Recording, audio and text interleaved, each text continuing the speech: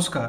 বৈশাখ মাসের শুক্লপক্ষ তৃতীয়া তিথি, এটাকে অক্ষয় তৃতীয়া বলা হয়। অক্ষয় যেরকম নামেই বোঝা যাচ্ছে, এই দিনকে যদি কোনো ভালো কর্ম সৎকর্ম করেছেন তার ফল অক্ষয় হয়ে যায়, আর যদি কোনো খারাপ কর্ম করছেন তার ফলও অক্ষয় হয়ে যায়। তো এই দিনকে শুভ তিথি। এই দিনকে কোনো কিছু বিয়ে হোক, কোনো বাসস্থান নির্মাণ হোক, বা কোনো গাঁথনি দেওয়ার হোক, পিলার যেটা দেওয়া বলে, ভিত পুজো হলো, বা কোনো গৃহপ্রবেশ হলো, বা আপনার কোনো মাঙ্গলিকৃত কোনো পুজো শুভ অনুষ্ঠান হলো, বা আপনার পবিত্র জনপবিত্র মানে আপনার পৈতে হলো, তো এই সব কিন্তু করা যায়, ঠিক আছে।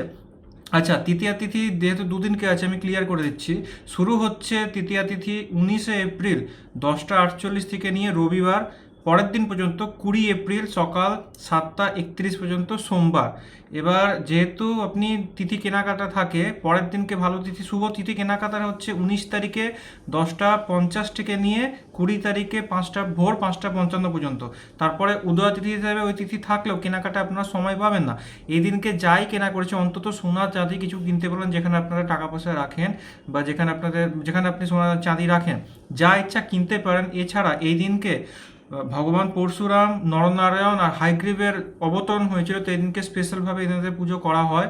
আর মা লক্ষ্মীর পুজো করা হয়, যাতে ফাইন্যান্সিয়াল কোনো সমস্যা বা কোনো খেতে না পড়ে কোনো সমস্যা যেন না হয়, খাওয়া পড়ার সমস্যা।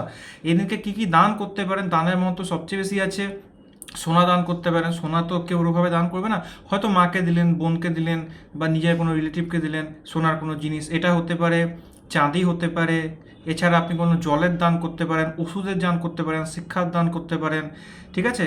এসব চিনির দান করতে পারেন, চালের দান করতে পারেন। আর এই দিনকে, এই তিথির এত মহত্ব কেন আছে, এই দিনের তো শেষ নাই। এই দিনকেই আপনার বদ্রীনাথের তিথি দরজা খোলা হয় পুজোর জন্য। এই দিনকে আপনার বাঁকে বিহারী মন্দির বৃন্দাবনে ঠাকুরের চরণ দর্শন মানে সাক্ষাৎ করা হয়। বাকি সময় কিন্তু ওটা ঢেকে রাখে। এই জন্য এই তিথি অনেক বেশি সিদ্ধ আছে। আর এই দিনকেই আকাশে গোচরে সূর্য মেষ রাশিতে উচ্চ হয়ে থাকেন, আর চন্দ্র বৃষ রাশিতে উচ্চ হয়ে থাকেন। তো চন্দ্র আর সূর্য এই দুটো যদি কারোর জন্মকুণ্ডলিতে ভালো থাকে, তাহলে জীবন ভালোভাবে সুখভাবে চলে যায়। কারণ আত্মার মন যদি ভালো হয়ে গেছে এদের কারো গ্রহ, তাহলে ভালো ফলই দেয়। তো এইসব যেগুলো বললাম উপায়গুলো করে নিন। যদি কোনো সমস্যা হয় কন্ট্যাক্ট করে নিন। নমস্কার।